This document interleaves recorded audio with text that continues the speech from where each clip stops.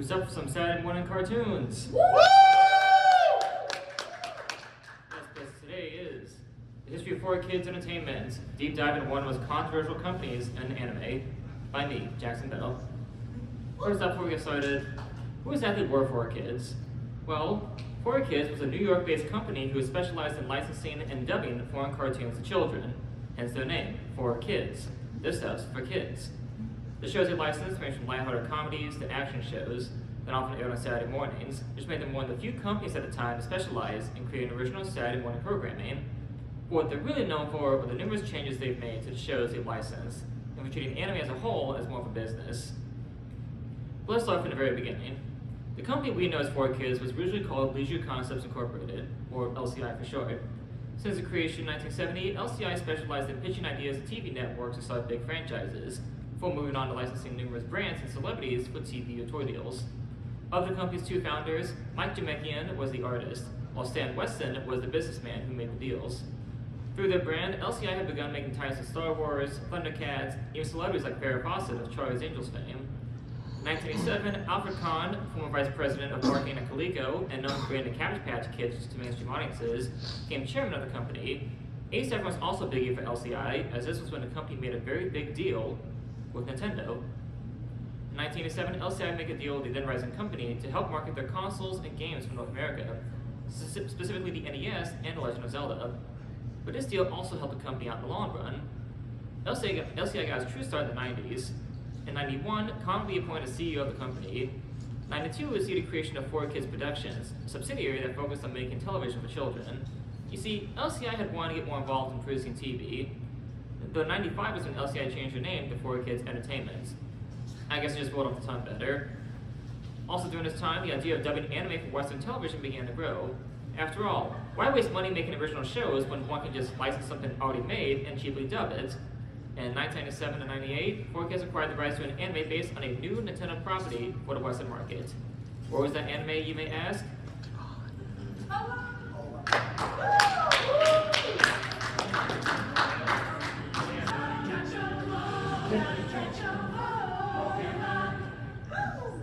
Yes, it was Pokemon.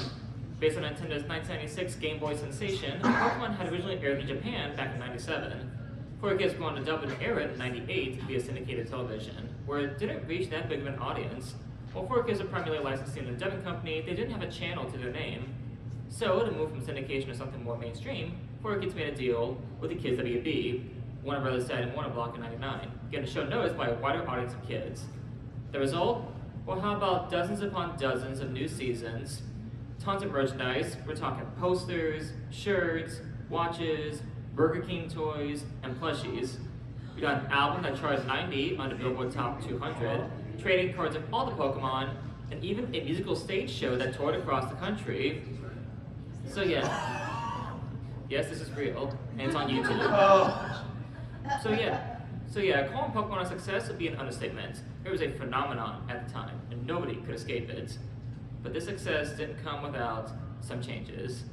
Here comes the main evidence that 4Kids got the infamous reputation. See, American shows, especially during this time, had very strict censorship policies. As such, when anime is brought over and shown for children, a lot of stuff had to be cut in order to abide by network guidelines. For one thing, the original Japanese intro had to be changed to a new English one, though fans were complaining about Pokemon's new intro, that's for sure. Speaking of music, the soundtracks of all these anime had to be replaced as well with something more bombastic, with a little white noise in between.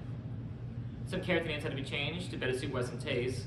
For instance, Satoshi was changed to Ash Ketchum, while Musashi and Kojiro were changed to Jesse and James. But this is primarily for original characters, as characters like Misty and Brock, who were from the games, kept their original names as well. This goes hand in hand with the next set of changes. There would be no references to Japanese culture. Science versions written in Japanese were edited to be either rewritten in English or left blank. Meanwhile, foods like onigiris were either edited out, or foods as other food items like sandwiches, or, infamously, Jelly donuts! Guns couldn't be shown. Jelly-filled donuts. Yeah, no guns allowed. That would imply harsh violence. So, yeah, early 4Kids episodes were actually more lax about this, but they would get more strict about guns being shown. No sexual content to anyone is allowed. Like, this is actually from an episode with James will fake breasts. There was actually a banned episode that was not dubbed. And And finally, references to religion or death were a no-go, so no mentions of heaven or hell, any symbols that resembled crosses were erased, and the word death would never be used. But none of this stopped the Pokemon hype train. Kids were eating the show up, so 4Kids and Kids WB decided to take the next logical step and release this bad boy to Western audiences.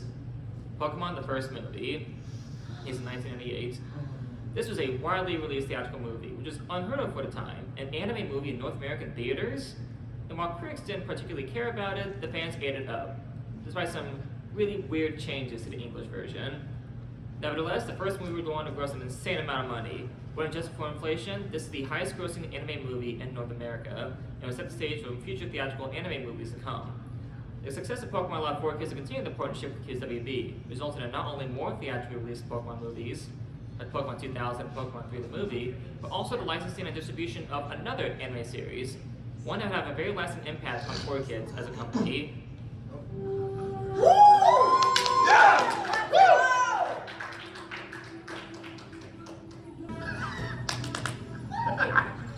Yes, it's Yu-Gi-Oh! Originally aired in 1999 in Japan. The show is based on a manga series by the sadly late Kazuki Takahashi. Yu-Gi-Oh! Would eventually air on US television in 2001 on KSWB, but now without some changes, of course. Now, aside from the usual changes like the name of the soundtrack, other unique changes included no guns being allowed. They were instead digitally erased, resulting in the characters now pointing at each other while making threatening remarks, and no alcohol. Instead, Pegasus drank fruit juice with his cheese. But the most interesting change of all came in the form of the Shadow Realm. See, when you die or lose a deadly duel in 4Kids Yu-Gi-Oh!, you aren't actually killed. Instead, your soul is banished to the Shadow Realm, the eternal prison that's basically hell. There's an obvious way to write about very graphic death, like a person getting his limbs chopped off would be replaced with their soul being banished to the realm. The concept of the Shadow Realm was somewhat based on the World of Darkness in the original version, so this wasn't even that original concept for the series. Though for some reason, one soul can be retrieved from the Shadow Realm, which made some events lose their impact, though you might can vary on that. But with that said, some of the changes made to the series, while eyebrow-raising parts, were beneficial to the show's popularity in the West. Some of the story was made simpler and concise, which, yeah, could be because of the new target audience of kids, but also made the story flow a bit better in parts. For instance, Pegasus' motivation in the original Japanese version is to see the hologram of his deceased wife, and he needs Yugi's Millennium Eye in order to make that happen. This made sense in the original manga, but the anime has him act as the boss for a hologram company, which led to some plot holes. So 4Kids decided to change it up a bit. Pegasus now wants to use Yugi's Millennium Eye to open a portal to a spirit realm in order to see the spirit of his deceased wife. Those ultimately made Pegasus' story arc more endearing and comprehensive, and the changes also fit Pegasus' character. Who viewers don't know, Pegasus is a brilliant egomaniac who would manipulate things to his liking to get what he wants, when he could have just asked Yugi for the eye. We also got some classic lines from the dub, such as believe in the heart of the cards, and for some, the cheesiness of the dub fits the goofy tone of the show. And to be fair, the anime itself, in its original form, is actually tamer compared to the original manga, which gets really weird and really dark in parts. The result of all this is 4Kids' second flagship franchise. The show is a ratings hit on Kids WB, which resulted in more merchandise. We're talking own your own Millennium Eye, maybe you want your own dual disc launcher, or if you're boring, how about a shirt? Or how about, I don't know, your very own set of cards? Because like Pokemon, Yu-Gi-Oh! Card sales skyrocketed once the series reached the West, even better considering cards played a massive part in the series. But despite the success, Yu-Gi-Oh! Would be 4Kids' last big collaboration with Kids WB, as it was set its sights on a different network, mainly Fox. In 2001, the Fox channel's own kids blog, Fox Kids, sold the blog's assets to the Walt Disney Company. Not the last time Fox would be sold to Disney, that's for sure. So in 2002, after the deal was finalized, Fox partnered with 4Kids to create the new kids blog, the Fox Box. The Fox Box was this new Saturday morning blog on Fox run by 4Kids. It was ultimately created after a deal 4Kids made with Fox. Under Fox's eye, any shows 4Kids were licensed would have to abide by the network's very strict censorship guidelines. But in return, 4Kids got 100% of the advertising revenue and were given full control over the shows the block aired. Now, speaking of strict guidelines and creative freedom, let's finally discuss, in full detail, the one major thing 4Kids was known for.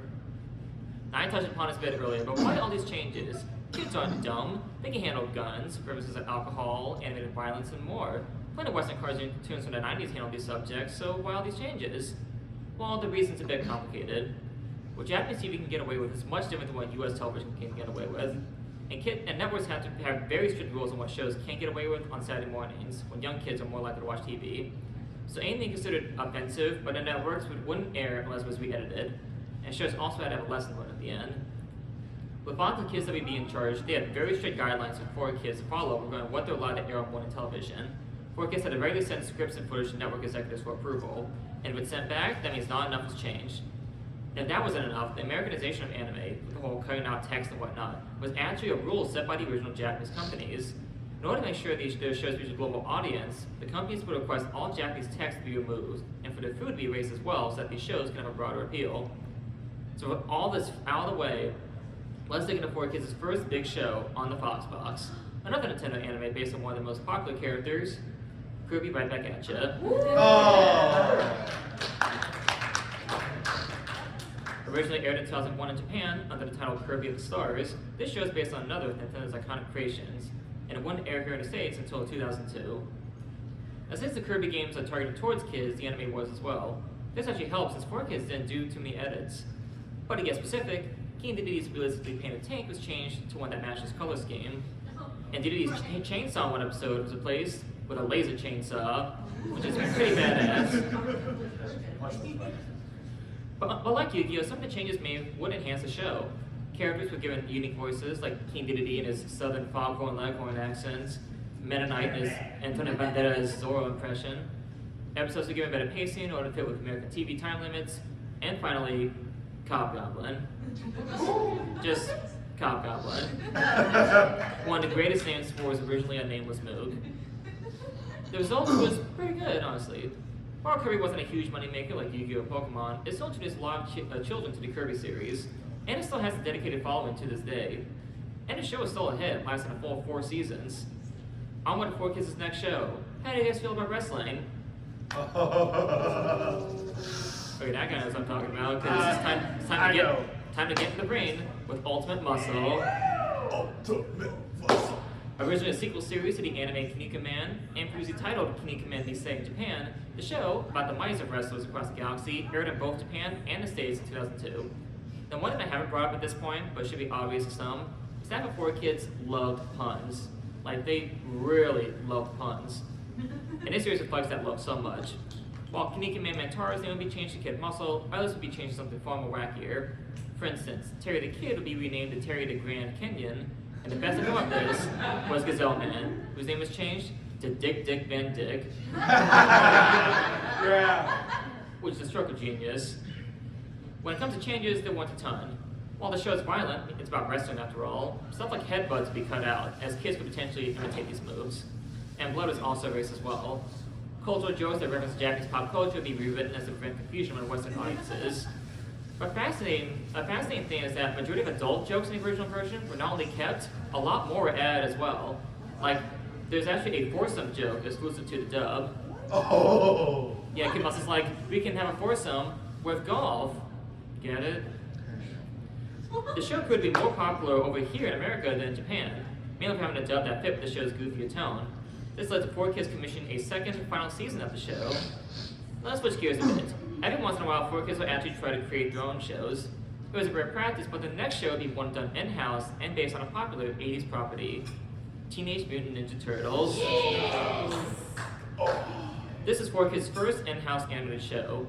Aired in 2003, the series adhered more closely to the original Turtles comics that were published by Mirage, as opposed to the 1980s cartoon that did its own thing. As such, this show is a darker take on the Turtles, as it has continuity and a lot more themes of death. Now, while the show was still lighter than the original Mirage comics, which contained heavy swearing, gore, and more, it still put the original 87 cartoon to shame. We're talking the character Baxter Stockman, recounting how he's slowly torn apart limb from limb until his left is nothing but a brain. And one episode dealt with literally Cthulhu, who grows people into wiping out entire civilizations who won't submit to its whim. But it really doesn't get any darker than the Shredder, who is a way more threatening villain here than in any Turtles media before, or honestly after.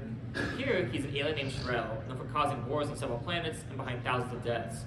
Upon arriving on Earth, Shredder engaged in other acts like slave labor, an attempt to kill millions of people, and also child abuse regarding his daughter Karai. But let's not forget, same as it never was, the darkest episode of not only this series, but the entire Turtles franchise.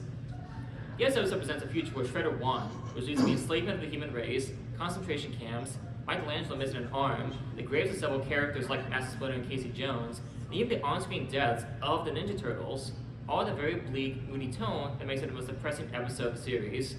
Granted, the episode ends on a happy note, but still. Thus, this, plus good animation and characterization, led the series to become a hit. And while there was some fans of the original 80s cartoon that denounced the show as being too different, that didn't stop the show from getting some pretty sweet video games. Plus, 3 more seasons, which continued the hot streak the first season started with new characters and high stakes. Until season 5, that is. Yeah. Fast forward, which sees the Turtles jump to the future to fight crime with Casey and Abel's great-grandson, didn't go well with fans due to a shift in art style and a more lighthearted tone. The series concluded with Back to the Sewer, which was a bit of a whimper. Thankfully, the series will go out with a major bang in 2009 with Turtles Forever. A crossover with the 2003 and 87 Turtles that explored the idea of a Turtles multiverse. After that, the Turtles franchise would be sold to Nickelodeon, meaning all Ninja Turtle shows would permanently air on that channel instead. And thus ends 4Kids TMNT. Now 4Kids would continue their success with another video game-based anime, this time from Sega, Sonic X. Based on one of Sega's popular franchises that isn't Yakuza, Total War, or Football Manager, this show is produced by TMS Entertainment and aired in 2003 in both Japan and the States. Despite that the games are aimed at kids, that didn't prevent 4Kids from having to make some changes. All traces of alcohol were removed. For instance, this guy holding a bottle of wine was changed to him holding salami. Every bit of cleavage was removed, so Bruce Bat no longer has boobs. Any shred of blood or serious violence was taken out. And while guns appeared, they now make pew pew pew noises. Flamethrowers are okay though. Oh yeah. Now death was also handled a bit strangely. When the anime adapted the story of Sonic Adventure 2, the character Maria died the same way she does in the game. But the dub changed it so that she was instead captured by gun, rather than shot by gun. In an episode of the 3rd season, Shadow the Hedgehog meets a human named Molly, who dies at the end of her debut episode. In the dub, Molly's death is edited out so she just disappears. Apparently, according to Shadow, she went back to her home planet. The results? Well, the show is heavily marketed by 4Kids, which led to dominating the ratings department, to the point where, similar to Ultimate Muscle, 4Kids commissioned a 3rd season of TMS. We also got a comic book adaptation, which, if nothing else, gave us Luchador Eggman. But the show, especially the 4Kids version, proved contentious amongst the Sonic fanbase, who were divided over the voice casting, the edits, and the character Chris Thorndike, who took up more screen time than the titular Hedgehog. However, this didn't stop Sega from making this decision to replace their cast for the games with the 4Kids cast. I guess it didn't make sense to have the anime share the game's voice actors. And what was the new cast's first official Sonic game? Shadow the Hedgehog. Which, if you guys don't know, Shadow the Hedgehog is a dark, edgy game with guns, cursing, and a wide abundance of acknowledged death. Yeah. Let's move on to the next 4Kids show, which is a bit of a unique shift for the programming. Shaman King. People actually recognize Shaman King. I posted this panel before several times. Nobody knows this show exists. I watched the whole thing. OG. So this Shaman King originally aired in 2001 on Japanese television. The anime is based on Hiroyuki Takei's manga, and the show would eventually owned a Fox box in 2003. Now when it comes to changes, 4Kids opted for a more pragmatic dub that excised as much non-kid-friendly content as they could, while still keeping the darker tone and themes of the show intact. But one of the weird changes was the spirit Chuck being renamed to Baby Chuck, and his gun was replaced by rattles that fired lasers. But that said, it's surprising how much 4Kids kept in. Because the show evolved around the use of ghosts and spirits, 4Kids didn't censor references to death, as would have been extremely difficult. Some of the characters' dark backstories were kept, and the character Johann Faust III, whose backstory involved his girlfriend getting shot by a burglar and delving into necromancy to resurrect her. Granted, they never called it necromancy, but still, the motive is present.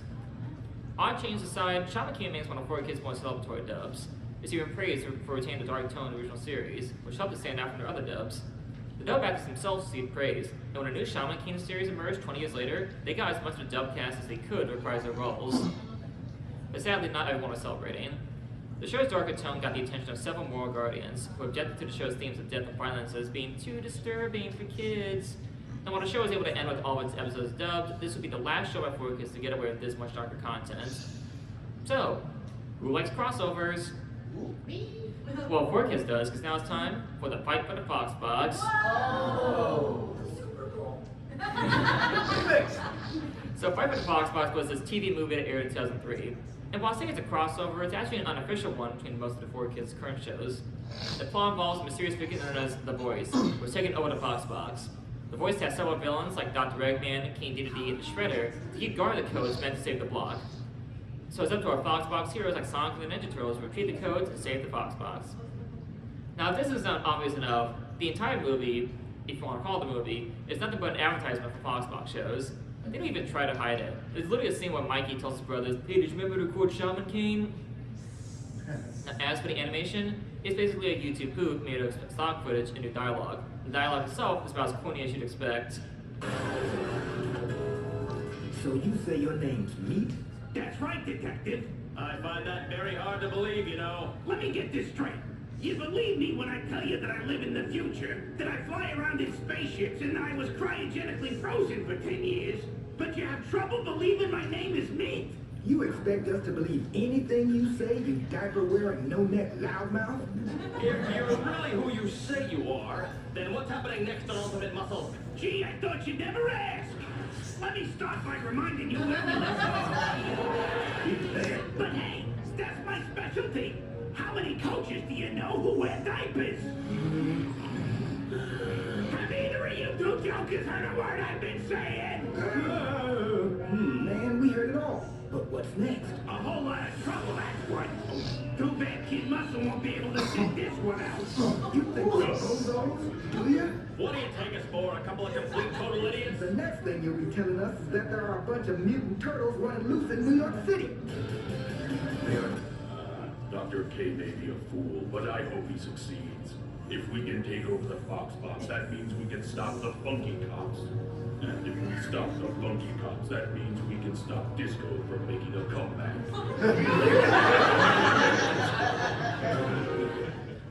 Oh my. So rather than an ending, the movie concludes properly with this. What's next for our Foxbox heroes? Can Sonic track down the Chaos Emeralds? Who will be the Shaman King? Which Kirby mode can defeat his deadliest enemy? How will Kid Muscle flush Hollywood Bowl? And is this really the end for the Ninja Turtles? We may never know without the codes to the Foxbox. If you can help, log on to SaveTheFoxbox.com. So the deal with this movie was, in order to get the ultimate experience, you have to pay attention to the Foxbox codes.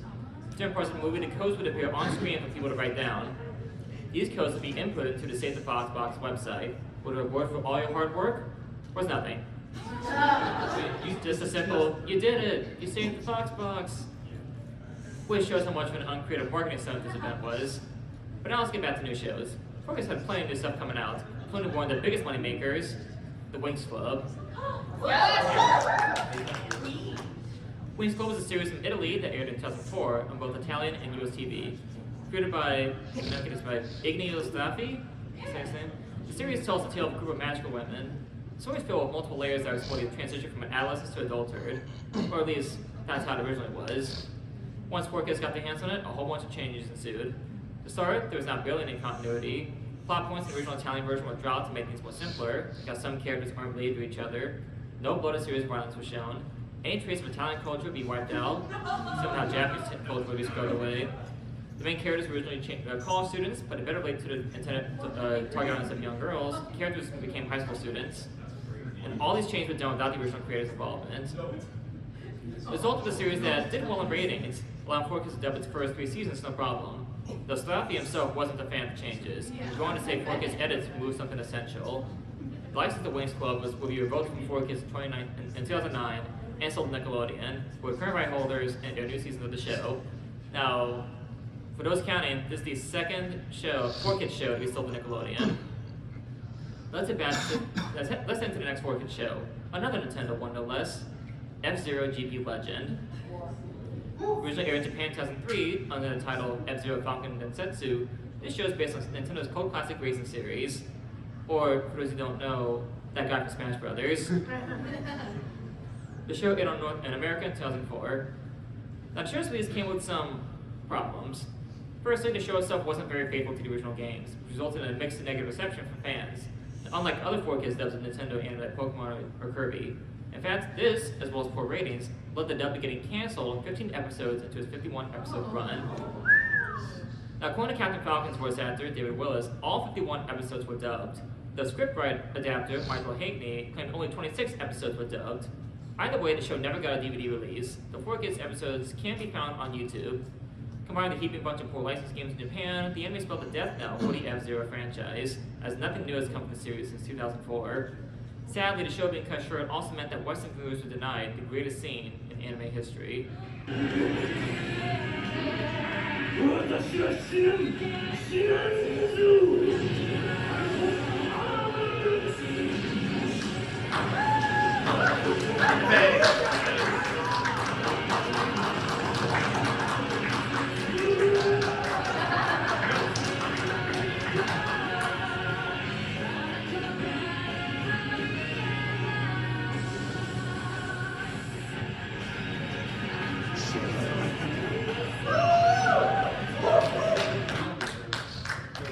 So who's ready for more movies?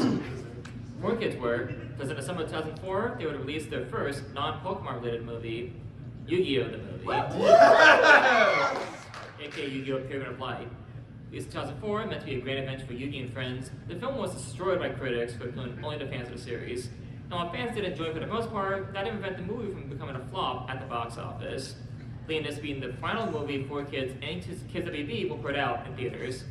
This would ultimately be the start of 4Kids' downfall, because at this point, they approached a crossroads, where 4Kids and reputation would never be the same again.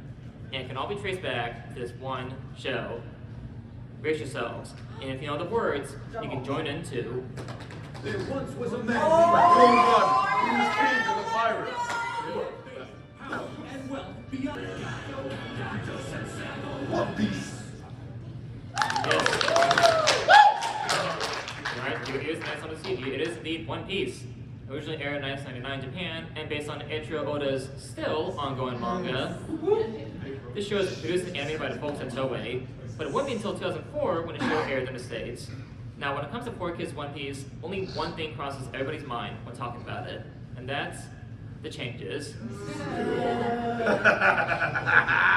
would honestly be easy to say what had been changed. We could be here all day discussing the series changes made to the show. In fact, there's a video on YouTube discussing, detailing all the changes to 4Kids One Piece. It's almost 3 hours. Now, I'm assuming after Shaman King was considered too dark for kids, 4Kids decided to double down on usually about the censorship with regards to One Piece. So in addition to the obvious stuff like no smoking and alcohol being allowed, support Sanji now as a lollipop addiction, no guns or any kind of weapons were allowed. They were often changed either water guns or just colored green, blue, on the rotation purple. They might as well have just taken the gun out at that point. And even anything that looked a bit racist was given a Photoshop treatment. I feel like it somehow made it worse. Yeah, like this guy, like he's black, now he's white, he's like Michael Jackson. Nice. Now, while one could potentially still watch the show despite these ridiculous decisions, the worst thing the 4Kids dub did was make so many changes that made the plot incomprehensible. Because One Piece is targeted at a more older audience, with stuff like bloody violence and death were the norm, the stuff 4Kids changed really affected the overall story. One example being the Arlong arc. In the original version, there's a part where Nami fakes Usopp's death by stabbing her hand to make it look like she killed him. It takes a few episodes to reveal that Usopp was actually alive the whole time, thus adding more dramatic weight to the scene. 4Kids, rather than keep it a mystery over whether Usopp died, decided to have Nami loudly explain her plan to Usopp, request his rubber knife that he just so happened to have on him, and then pretend to stab him in the stomach. So it's stuff like, no, give me your rubber knife, oh, gonna fall in the water. I guess they didn't want kids thinking that Usopp died. The Royal Laboon was cut out and replaced with an iceberg that's taken out swiftly, which would have led to massive plot holes concerning the character Dead Bones Brooks' potential appearance, as his backstory has ties to Laboon. And finally, entire chunks of the story were deleted, like the Little Garden arc, probably because it would have been hard to censor the violence. And because they erased this arc, the character Mr. 3 appears out of nowhere, and the characters act like they knew him, even though he didn't make his grand entrance. In a show like One Piece, of death is often commonplace, 4Kids are still not allowed to make any serious references to mortality. While people can still die, it was often off-screen, and the word die could never be spoken. But there were many times when character's death was altered to something honestly much crueler in an attempt to preserve this role. For instance, Nami's backstory revolved around seeing her foster mother, Bellamere, getting shot in front of her by Arlong. Serious stuff. 4Kids changed to instead have Bella get sentenced to spend the rest of her life in a dungeon, which she starved to death. Now you guys are probably wondering at this point, how? How could this have happened? Why this? Well, 4Kids were in the middle of a deal with Toei to acquire the rights for Ultimate Muscle and another show, Magical Do Re Mi. It's here when Toei made a deal with them. They get those two shows and build up One Piece. This is actually common practice for anime dubbing. This is how ADV acquired the rights to Ghost Story. Toei wanted a company that could have dubbed One Piece and exposed it to a worldwide audience. Funnily enough, Funimation were actually one of those considered companies, but they were considered too expensive and couldn't guarantee the show would air on television. So a desperate Toei decided to make a deal with 4Kids. Because after all, 4Kids could help boost the popularity of anime like Pokemon Yu-Gi-Oh! To a worldwide audience, they could do the same in One Piece. So 4Kids agreed to the deal despite having never seen a single episode of the show. And once 4Kids actually sat down and watched the first couple episodes, they were horrified to find that it was far too adult for them to dub. Now stuck with the show they knew had no chance of being good once it went through the inevitable bout of cuts and edits in order to air it on Saturday mornings, and forced to respond to both Toei and Fox's constant meddling, 4Kids ultimately decided to say, screw it. They put very little effort in the show's dub until the license ran out. While that might have been okay for an obscure and crappy show like Ghost Stories, this was different. One Piece was insanely popular in Japan and had a cult following in the West even before it was exported here. And the results speak for themselves. Fans of One Piece despise the dub for its casting, writing, and changes to the source material that made the show a mess. By the time 4Kids' version ended, the first 144 episodes had been edited down to 104. Toonami aired the show once the license expired, and assuredly be picked up by Funimation and given a proper dub that continues to this day. But the ones who hated the dub more was 4Kids itself. Former executive Mark Kirk described the show as the worst thing 4Kids have done. Voice actor and narrator Eric Stewart agreed, and the voice of Sanji, David Moo, who gave the Swamp Lady's man a nasally Brooklyn accent, disagreed with the direction he was given, and the role even killed his career. The show would only boost the amount of derision 4Kids had garnered over the years, and set a reputation of rock bottom. But despite all that, the dub was still a hit among its target audience of children who weren't aware of the original series. All the vitriol mainly came from adults and teenagers who knew of the show. And it's here where I pose a question. Why do you stream hate for 4Kids? After all, they weren't the first ones to make changes to anime. Sailor Moon's first dub was infamous to turn a lesbian couple into husbands who occasionally made out. While Outlaw Stars suffered numerous edits on Toonami in order to censor nudity, violence, even poker games for broadcast television. Even the vision of Escaflowne, when it debuted on Fox Kids, was heavily mangled and edited for a variety of stupid reasons. And if you want to go back even further, anime from the 70s and 80s, like Robotech and Star Blazers, were created wholesale from several animes, such as Macross and Space Battleship Yamamoto. They were stitched together to create original works with different characters and stories without the original creator's permission. So this practice had been around for ages. How can 4Kids take the blame for a practice they didn't originate? Well, it all started with donuts. Well, kinda. One was that companies at the time, like Funimation and Viz, were releasing anime like Dragon Ball Z and Naruto uncut on DVD, while also showing versions of the shows on late-night television that weren't completely butchered. If anime purists want to watch their favorite shows, dubbed or subbed, they could, but for the most part, rely on these companies to handle their favorite shows with respect. For the second and ultimate reason, practically started on the internet. While the World Wide Web was a thing since the 1970s, it wasn't until the late 90s and early 2000s when the net started to grow in size. The cool thing about it was that the internet gave a wide assortment of tools to anybody with a steady connection and open imagination. Just about anyone can create whatever they want on the internet, from websites to games, videos, sky's the limit. But it's also a source of information in more ways than one. Fan subs, and practice haven't gone back since the 80s, will start making the rounds on the internet. Thanks to a wider range of connectivity, anime fans were able to download recordings from Japanese television, translate them, and share them on the internet for all to see. And in some cases, fan subs were the only way to view certain anime that still haven't been released in America yet. And while fan subs have their issues,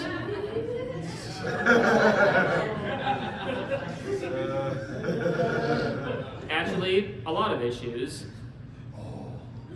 What?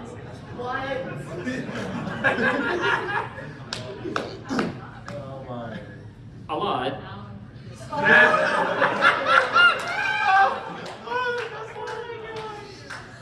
They still provided Western audiences with a chance to compare the changes between their favorite anime to the televised Western versions. This resulted in people coming together online to dismiss the idea of making changes to their favorite anime. It's understandable. Most people don't like seeing the favorite property neutered in ways that ruin the story, the characters, and the perception of the show amongst the masses. These types of people rather preserve these shows in their original form rather than heavily edit them in ways they really don't agree with. When the newfound creativity the internet opened up, response to 4Kids and their practices came flooding out the gates.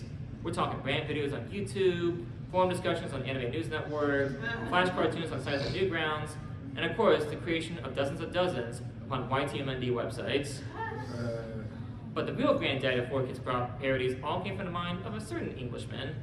Yu-Gi-Oh! Was filmed before a live studio audience. Oh my god, Ask to Joey. Hey, are you in there? It's your move. Sorry, you. Doing this Brooklyn accent makes it difficult to concentrate. I know what you mean. My voice is pretty crazy, too. I'm thinking about changing it. By the way, my grandpa has a super rare card. Groovy. Rare card. That sounds vague enough to be the Blue Eyes White Dragon. And since I'm a child billionaire in charge of a huge gaming company, I obviously have nothing better to do than go check it out. It's time to duel. Wait, did your testicles just drop? No, that's time. Listen to your voice. Screw the rules, I have money. Now! Brooklyn Rage! My voice gives me super strength. Lay one finger on the boy and you mortals will rue the day you were ever born. Bakura, don't be a hero. They have invisible guns. We're not afraid to use them. You can't be dead. If you were dead, then 4Kids would have censored it. Oh, you the Bridge series. Where are you going? How funny you are. On a slightly less funny note, though, 4Kids' downtrend will continue with the death of the Foxbox. 2005, Foxbox was canceled and rebranded as 4Kids TV, where they basically did the exact same stuff. Quote, the own block on Fox, 4Kids kept on chugging with more shows to come, such as Mew Mew Power, a Master Gorilla show that originally aired in Japan in 2002 under the title Tokyo Mew Mew. It aired on the View in 2005, 4Kids licensed this and a few other similar shows to broaden the demographic. They thought their shows catered more to boys and that this could cater to little girls. But the Asian setting proved difficult for the 4Kids staff to translate to a Western audience. Now, aside from the standard edits of moving religious references and the partially revealing transformation sequences, the plotting characters were changed around, and some plot point snippets were edited out for time, which led to several plot holes in the story, and because the dubbers never got far into the show before writing the scripts. Episode 12 was also edited to become the first episode, and then discarded entirely later on in the show's run. The writing is filled with cat puns for the sake of comedy. Again, 4Kids loves puns. And the biggest difference is changing the show setting from Tokyo to America, which is the reason why the title changed. So 4Kids had actually purchased the rights for the first half of the show, with plans to purchase the second half if the show would be successful. But despite high ratings, the show never got any merchandising deals, so the 4Kids canceling it after the first 23 episodes aired. Though in some countries, it got to episode 26. This is actually a common business practice for television aimed at young audiences, as many good shows have gotten canceled due to poor toy sales or no merchandising at all. But to call Mew Mew Power good is a bit of a stretch, as nowadays the show is seen as average. So if you still want to watch Mew Mew Power, good luck. The series has never gotten a DVD release in North America, but a DVD of the complete series was released in South Africa. But by this point, a major shift is happening in 4Kids. In 2005 was the mother of them all. That year saw 4Kids lose the Pokemon license, thereby not allowing them to dub and merchandise any more iterations of the anime. Further handling the anime and other merchandise would be handled by Pokemon USA Inc. This meant that the entire cast of the series had to be replaced, despite dubbing still taking place in New York. But enough of all this. It's time for a patriotic break. Everybody, stand up. Stand on your feet. If you're able to. Do it.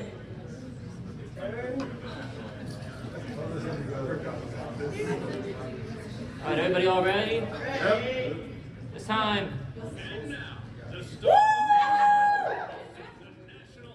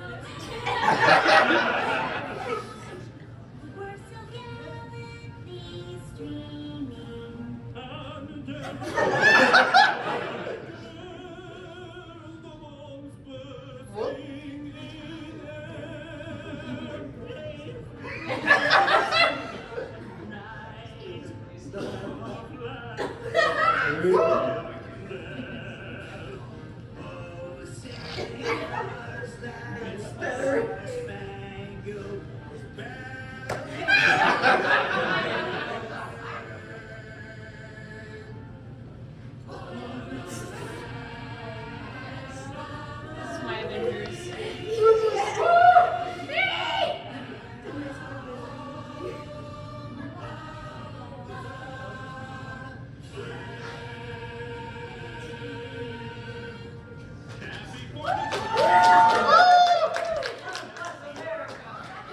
anime.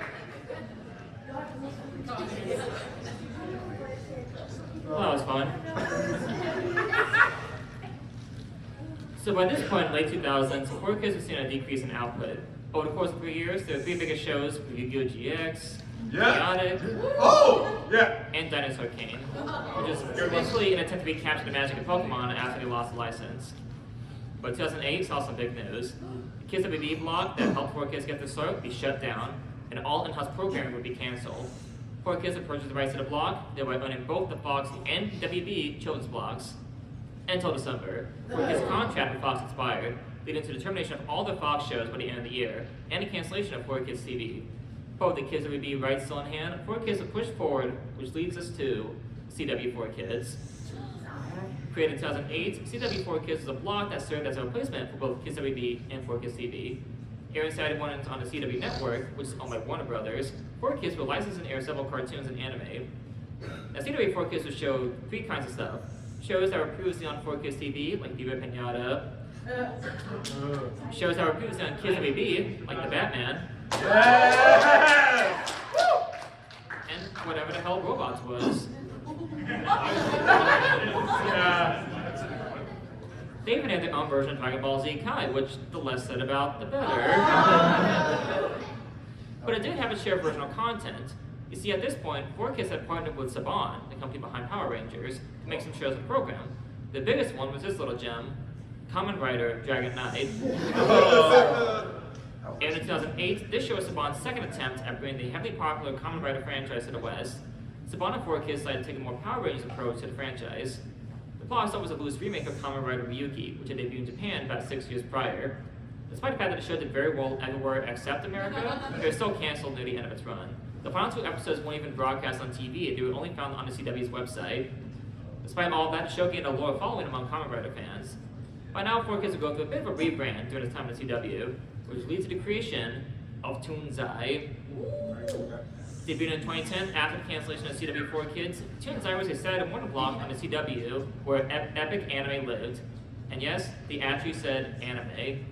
Taking a stance as the final form of Kids WB, while openly acknowledging the shows as anime after all these years, the blog itself was heavily inspired by Toonami, which by this point was still canceled. That despite rebranding, Toonzai would disappear in 2012, with the rights purchased by Saban turned into Vortex, which also lasted 2 years. But the new decade wouldn't be kind to 4Kids. In January 2011, Alpha Khan stepped down as 4Kids CEO, and literally 2 months later, on the day, 4Kids was sued by TV Tokyo and Nihon Ad Systems for allegedly making deals with companies like Funimation and Majesco with regards to the Yu-Gi-Oh! Franchise behind their backs. Supposedly, the deals had us that 4Kids could collect royalties to themselves without giving a portion of them to TV Tokyo, hence the lawsuit. As a result of said suit, 4Kids' rights to the Yu-Gi-Oh! Franchise were terminated. And because of these charges, 4Kids ended up filing for Chapter 11 bankruptcy a week later. The rest of Yu-Gi-Oh! Would be acquired by 4K Media, originally 4Kids Productions. 4Kids had to auction off several of their shows as a result of the bankruptcy. And in 2012, 4Kids would shut down all the subsidiaries in order to save money. This really was looking to be the end of the company as a whole, taken down by one of the biggest successes. Or was it? Back in 2010, 4Kids created the website Toonzaki, a site dedicated to streaming uncut anime like Fooly Cooly and Fist of the North Star. This is done as a way to make amends with the anime community, deciding to embrace shows that geared toward an older audience with good changes or cuts. In 2012, 4Kids rebranded themselves as the 4 Licensing Corporation, where they would continue to license various shows. Now, things are really starting to look up for the company, as they're actually building bridges and moving away from what made them infamous and making them more likable. Until 2014, that is, when Toonzaki went defunct. And in 2016, 4 Licensing filed once again for Chapter 11 bankruptcy due to not really doing anything of note since its creation. And as of today, that is the end of 4Kids Entertainment, a long storied legacy ending in a whimper. So what happened afterward? Well, the anime community cheered for the company's demise. So by this, but by this point, they've been doing so little after the mid-2000s, the celebration wasn't as big. 4Kids Productions will become Konami Cross Media in New York in 2019, where it deals with the English distribution of not only Yu-Gi-Oh!, but several other Konami games and licenses. But the saddest repercussion was that a lot of New York-based voice actors lost a bunch of work. The New York anime dubbing scene has seen a major decline throughout the 2000s, with the death of Central Park Media and a mass downsizing of Media Blasters, making 4Kids the last true company in that city to dub anime. As a result, some voice actors are either retired from the industry, or moved to Los Angeles or Texas and continue their career. But some continue to thrive in the Big Apple. 4Kids as a whole left a big impact as to how anime is perceived in the West. They help make anime more mainstream and marketable for a wider audience. And there's even people who feel nostalgic over 4Kids' shows. Many have fond memories of their handling of Pokemon. The work on Yu-Gi-Oh! Also has a following of those who grew up with it. Even the lesser output like Media Power helped get those born after Sailor Moon and the Magical Girl shows. They were also the last of their kind, in many ways. They were one of the last bastions for original Saturday morning programming, but also showed that in the new millennium, the practices of censoring anime for kids were seen as woefully outdated, and nowadays more difficult to achieve in the age of the internet, where one can easily view the original shows in their uncensored glory.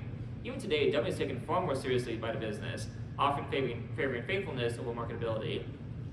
Ironically enough, it costs more money to help heavily edit anime for kids these days rather than simply dubbing it, showing just how even more pointless the practice is. But ultimately, 4Kids was just a phase for an old-fashioned business practice, a cog in a machine who had to follow the rules and appeal to the network bigwigs. Thanks for coming, everybody. Woo!